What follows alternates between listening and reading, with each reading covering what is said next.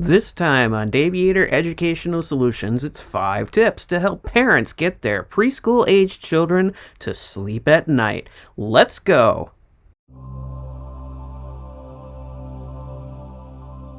One thing that preschool teachers have to deal with on a consistent basis is parents who insist that their child isn't sleeping at home because they're sleeping at school.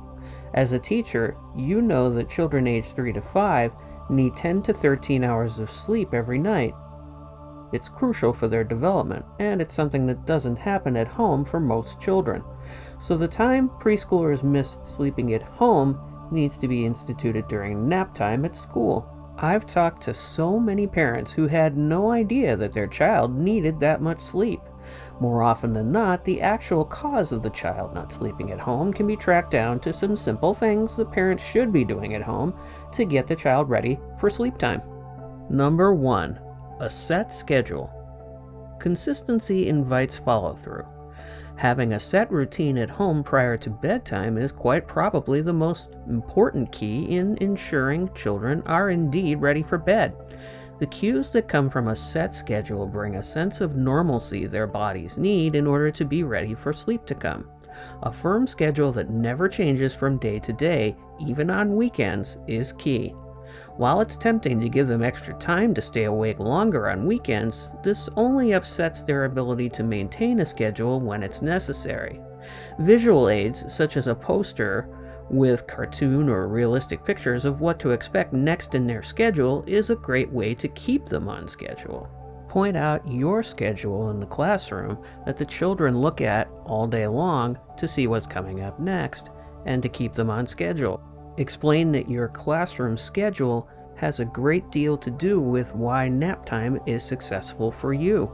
Number 2. Removing distractions.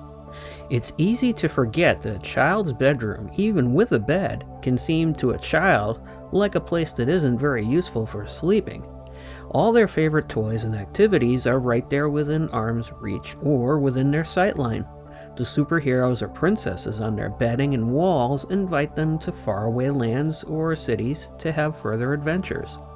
Now, if you're a 3 to 5-year-old, these invitations to never-ending fun can be all too tempting. Making sure that all toys and items are put away completely out of sight can be another key motivator in the Get to Sleep challenge. Toy boxes and other closed storage will help enormously with this. Children should be reassured that their favorite toys will still be there when they wake up, but parents must be firm with insisting that toys remain out of sight until sleep takes place. Be sure that their room is dark enough at sleep time that it's difficult to see wall decorations of superheroes, princesses, or other characters, and avoid using character emblazoned sheets, blankets, and comforters if that's traditionally a distraction for them. There are plenty of other opportunities for children to visit with their favorite characters at other times of the day when they're not sleeping. Number 3. Talk about their day. A child's day is just as important to them as yours is to you. If they want to talk about something that happened while at school or the latest adventure that they just participated in with their favorite toys, be open to letting them explain it while they're working through their evening routine. This is actually healthy. Once they get in bed, however, reinforce that it is time to sleep, and that tomorrow is going to be an even bigger chance for more fun and adventure, and encourage them to dream about all the fun that they had today, and the fun that's coming up tomorrow. Now, before we get into the last 2 tips, can I please ask you to hit the subscribe button and the bell icon if you haven't already? And hit the thumbs up if you want to as well. All these things really help the channel.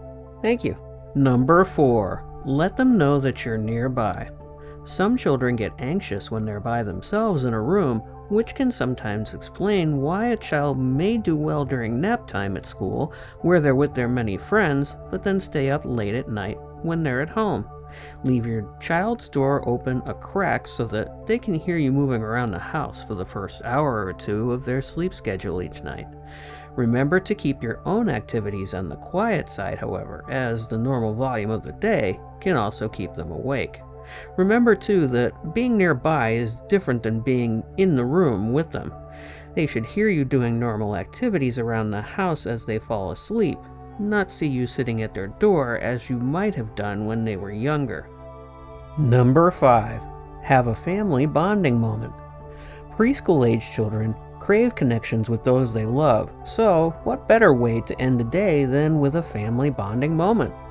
Parents and the child and their siblings all get together on the couch for a book reading before bed. The older kids can be encouraged to do some of the reading out loud as well, helping them to reach their reading goals and getting them ready for a good night's sleep too.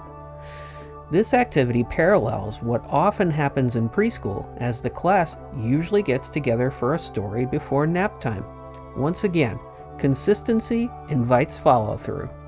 If you like what you saw here, I'd like to remind you that I also teach on Udemy. Links for my courses, The Reaching Connection and ADHD Beyond the Hyperactive Stereotypes, are in the video description below. Check them out. If you'd like to see more of my videos, I got 2 more of them right here for you.